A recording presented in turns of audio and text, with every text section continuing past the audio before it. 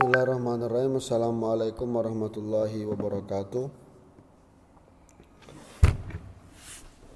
Pada materi pertemuan kita kali ini dalam materi Ulumul Quran yang akan kita diskusikan, yakni tentang ayat-ayat muhkam dan mutasyabih.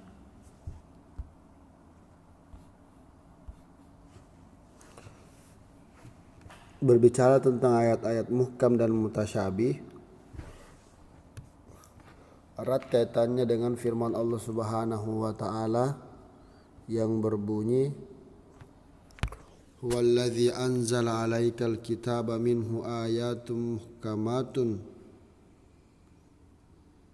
hunna ummul kitab wa ukharu mutasyabihah fa ammal ladzina fi qulubihim zaygun fayattabi'una ma tashabaha minhum ibtigha'al fitnati wa ibtigha'a ta'wilih wa ma ya'lamu ta'wilahu illallah warrasikhuna fil ilmi yaquluna amanna bih kullun min 'indi rabbina wa ma yadhakkaru illa ulul albab."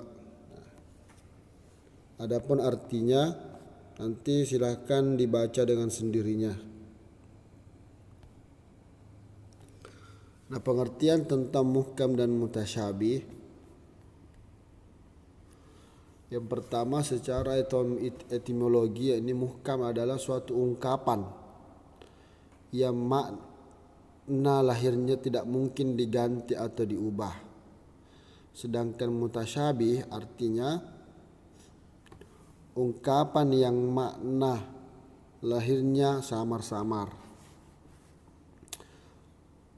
Sedangkan terminologi muhkam adalah ayat-ayat yang maknanya sudah jelas, tidak samar lagi,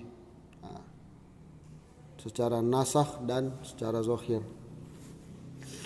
Muhkam adalah ayat-ayat yang maknanya belum jelas, mujmal, muawwal, dan mushkil. Sederhananya, ayat-ayat muhkam itu adalah ayat-ayat yang sudah jelas, sudah terperinci maknanya. Dengan sederhananya kita bisa mengetahui maknanya. Sedangkan mutasyabih, dia sifatnya adalah samar-samar atau tidak diketahui. Untuk hal ini nanti kita jelaskan lebih lanjut di slide-slide berikutnya. Nah, sedangkan pengertian muhkam dan mutasyabih menurut Ahlus Sunnah, yang pertama, ayat-ayat muhkam adalah ayat-ayat yang maksudnya dapat diketahui dengan gamblang, baik melalui takwil maupun tidak. Sedangkan ayat-ayat mutasyabih adalah ayat-ayat yang maksudnya hanya dapat diketahui oleh Allah Subhanahu wa taala. Jadi ayat-ayat muhkam itu berasal dari kata hakama yahkumu, sehingga lahirlah kata muhkam. Artinya, sederhananya, ketika ayat-ayat ini dibacakan, ayat-ayat muhkam dibacakan, dengan sendirinya kita mampu memahami makna ayat tersebut, makna sekilas ayat tersebut. Berbeda dengan ayat-ayat mutasyabih. Ayat-ayat mutasyabih itu tiada yang mengetahui maksudnya kecuali Allah Subhanahu wa taala. Sebagaimana contohnya kalau kita berbicara tentang ayat-ayat muhkam seperti wa aqimus sholata wa atuz zakah, dirikanlah salat dan tunaikanlah zakat. Ini contoh ayat-ayat muhkam.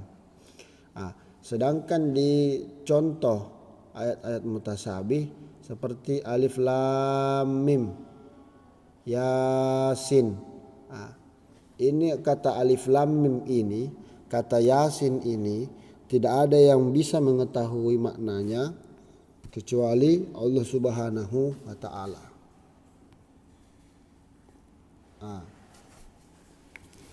Nah, kita lanjut coba. Beberapa pengertian tentang muhkam dan mutasyabih. Muhkamat ialah ayat-ayat yang jelas maksudnya, lagi nyata dan tidak mengandung kemungkinan nasakh.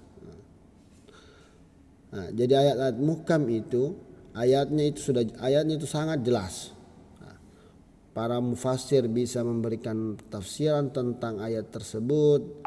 Orang-orang yang memiliki pemahaman tentang bahasa Arab yang mapan bisa memberikan penjelasan tentang ayat tersebut. Sedangkan dan tidak mengandung kemungkinan nasakh, artinya besar kemungkinan tidak terhapus. Sedangkan mutasyabihat ialah ayat-ayat yang tersembunyi maknanya, artinya tidak ada yang mampu memahami maknanya secara akli maupun nakal, baik secara pendekatan akal maupun pendekatan nakli. Dan inilah ayat-ayat yang hanya Allah mengetahuinya, seperti datangnya hari kiamat, huruf-huruf yang terputus di awal surah, fawatihus suwar. Pendapat ini dibangsakan alusi kepada pemimpin dan mazhab Hanafi. Artinya seperti ayat-ayat yang fawatihus suwar, Hamim, Yasin, Alif Lam Ra, Toha, Alif Lam Mim, ini maknanya adalah fawatihus suwar dan tidak ada yang bisa mengetahui kecuali Allah Subhanahu wa taala. Yang kedua, muhkamat ialah ayat-ayat yang diketahui maksudnya baik secara nyata maupun melalui takwil. Lagi-lagi muhkamat itu adalah dengan sederhana kita bisa mengetahui maksud, tujuan ayat itu, apa yang ingin dicapai ayat itu, apakah dia berupa perintah atau larangan, atau berbicara tentang halal haram atau anjuran atau dan sebagainya, baik secara nyata maupun takwil. Takwil di sini berbeda dengan tafsir. Tafsir itu adalah sesuatu yang bisa dijelaskan, sedangkan takwil itu adalah hanya orang-orang tertentu yang mampu menjelaskannya. Mutasyabihat ialah ayat-ayat yang hanya Allah yang mengetahui maksudnya. Lagi-lagi Allah Subhanahu wa taala yang mengetahui maksudnya. Seperti hari kiamat, keluarnya Dajjal, kemudian fawatihus suwar dan sebagainya. Lanjut yang ketiga, muhkamat ialah ayat-ayat yang tidak mengandung kecuali satu kemungkinan makna takwil. Sedangkan mutasyabihat adalah ayat-ayat mengandung banyak kemungkinan makna takwil. Pendapat ini dibahasakan oleh Ibnu Abbas. Jadi kayak ayat-ayat muhkamat itu kalau berbicara tentang takwil diperkirakan itu hanya tidak memiliki banyak sudut pandang dalam pendekatan memahami takwil terhadap suatu ayat. Contoh tentang takwil itu seperti ini. Ketika ayat Iza jaa nasrullahi wal fath turun, ketika ayat Iza jaa nasrullahi wal fath turun, wa ra'aitan nasa yadkhuluna fi dinillahi afwajan fasabbih bihamdi rabbika wastaghfirhu innahu kana tawwaba. Para sahabat ini bergembira, sangat bergembira, karena menyatakan kita sudah berada di dalam sebuah kemenangan. Iza jaa nasrullahi wal fath, apabila telah datang pertolongan dan kemenangan. Itu proses, itu adalah ayat-ayat terakhir turun itu. Iza jaa nasrullahi wal fath. Para sahabat itu kemudian bergembira bahwasanya umat Islam sudah berada di kemenangan, menaklukkan, dalam proses penaklukan, baik penaklukan secara perang maupun secara kepercayaan. Nah, berbeda halnya dengan Ibnu Abbas. Ibnu Abbas ini memaknai ayat Iza jaa nasrullahi wal fath wa ra'aitan nasa yadkhuluna fi dinillahi afwajan dengan menangis. Saya ulangi, yang sahabat yang lain bergembira sedangkan Ibnu Abbas itu menangis. Kenapa demikian? Karena Ibnu Abbas memaknai ayat ini sebagai ayat tanda-tandanya Nabi Muhammad SAW tidak lama lagi. akan dipanggil oleh Allah Subhanahu wa taala. Seperti itu. Itu makna sederhananya tentang ta'wil. Lanjut yang keempat, muhkamat ialah ayat-ayat yang berdiri sendiri dan tidak memerlukan keterangan. Sedangkan mutasyabihat adalah ayat yang tidak berdiri sendiri tapi memerlukan keterangan. Jadi mutasyabihat, muhkamat itu meskipun tanpa keterangan, tanpa penjelasan, kita sederhananya sudah kita mengetahui maknanya. Berbeda dengan ayat-ayat mutasyabihat, dia butuh penopang. Riwayat ini diceritakan oleh Imam Ahmad radhiyallahu an. Sedangkan muhkamat ialah, lanjut yang kelima, seksama susunan dan urutannya membawa kepada kebangkitan makna yang tepat tanpa pertentangan. Mutasyabihat adalah makna seharusnya tidak terjangkau dari segi bahasa kecuali bila ada bersamanya indikasi atau melalui konteks. Jadi ayat-ayat muhkamat itu ketika kita memandangnya, susunan dan rangkaian ungkapannya itu tidak memiliki satu pertentangan satu sama lain, berbeda dengan ayat-ayat mutasyabihat. Yang keenam, muhkamat ialah ayat-ayat yang jelas maknanya dan tidak masuk kepada iskal. Mutasyabihat ialah lawannya. Jadi muhkamat itu adalah ayat-ayat yang jelas maknanya dan tidak masuk kepada iskal. Apa itu iskal? Kepelikan atau mengandung masalah. Artinya tidak banyak diperdebatkan. Kita melihat kepada contoh ayat-ayat muhkamat. Contoh ayat-ayat muhkamat dalam surat Al-Baqarah ayat 43, wa aqimus salata wa atuz zakah warka'u ma'ar rakiin, dan dirikanlah salat, tunaikanlah zakat, dan rukuklah bersama orang-orang ruku. Itu sangat jelas. Jadi contoh ayat muhkamat seperti ayat-ayat tentang salat, tentang zakat, puasa, larangan minum khamar, larangan mencuri, larangan berzina dan sebagainya. Itu sangat jelas. Ini larangan tentang riba. Wa halallahu al-bai'a wa harramar riba dalam surat Al-Baqarah ayat 275. Berbeda dengan ayat-ayat mutasyabih seperti tadi yang saya sebutkan di awal surah. Sekarang ada juga contoh mutasyabih yang lain. Ar-Rahmanu 'alal arsy istawa. Tuhan yang Maha Pemurah dan bersemayam di atas arsy. Kira-kira ada yang mampu memahami makna arsy itu? Bagaimana bentuknya, bagaimana warnanya, di mana lokasinya, bagaimana besarnya dan sebagainya. Tidak ada yang mampu memahami tentang arsy kecuali Allah Subhanahu wa taala. Yang kedua, yadullahi fawqa aydihim. Tangan Allah di atas tangan mereka. Al-yad ini dalam bahasa Arab bermakna tangan. Yadullahi fawqa aydihim. Tangan Allah di atas tangan mereka. Nah, karena tidak mungkin Allah Subhanahu wa taala itu memiliki tangan, maka para mufassir, para pakar Quran memberikan makna kata tangan di sini dengan makna kekuasaan. Jadi kekuasaan Allah di atas kekuasaan mereka. Kita nggak bisa mengada-ngada berilustrasi bahwasanya tangan Allah seperti ini, jarinya 5, memiliki ibu jari dan sebagainya. Itu ada hal yang tidak mungkin kita lakukan.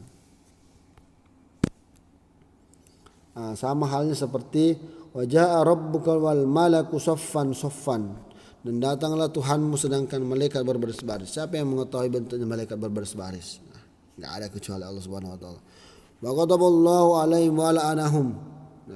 Godoba itu bermakna, godoba yakdobu itu dalam bahasa Arab bermakna marah. Dan makanya di sini pakar Quran memaknainya dengan kata murka. Allah murka dan mengutuk mereka. Bagaimana bentuknya kalau Allah marah? Apakah memiliki alis yang berkerut dan sebagainya? Nauzubillah min dzalik. Tidak ada yang dapat mengetahuinya kecuali Allah sendiri.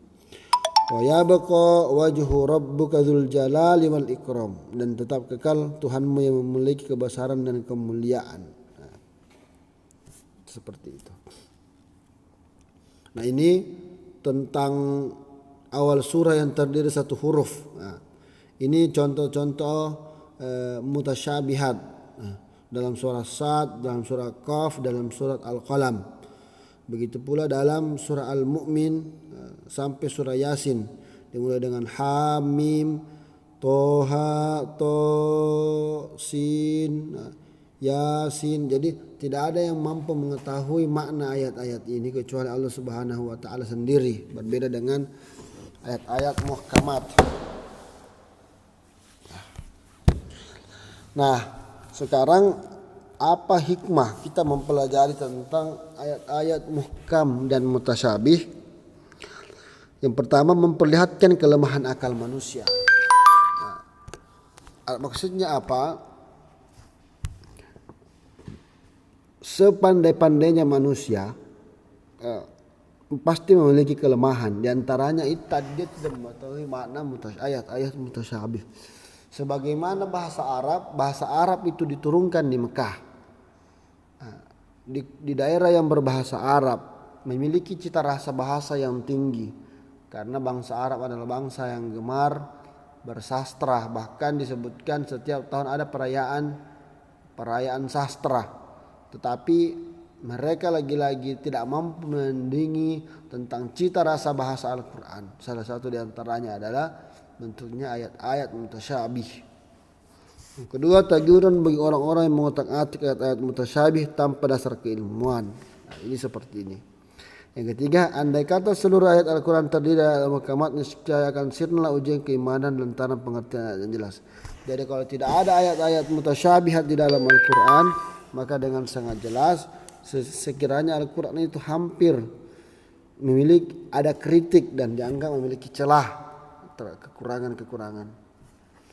Yang keempat, seandainya seluruh ayat Al-Quran mutasyabihat, niscaya akan lenyaplah seluruh kedudukannya sebagai penjelas dan petunjuk bagi manusia. Orang yang benar keimanannya, yakni Al-Quran dan seluruhnya dari Allah, segala yang datang dari sisi Allah pasti hak dan tidak mungkin bercampur dengan kebatilan. Jadi seperti itu. Salah satunya diantaranya ayat-ayat mutasyabihat. Kalaupun tidak mungkin Al-Quran dianggap suatu hal yang batil ketika diantara ayat-ayat ini memiliki keistimewaan sendiri. Al-Quran yang berisi ayat-ayat muhkamat dan ayat-ayat mutasyabihat menjadi motivasi bagi umat Islam untuk meneruskan menggali berbagai kandungan sehingga mereka akan terhindar dari taklid buta serta membaca Al-Quran dengan khusyuk sambil berenung dan berfikir.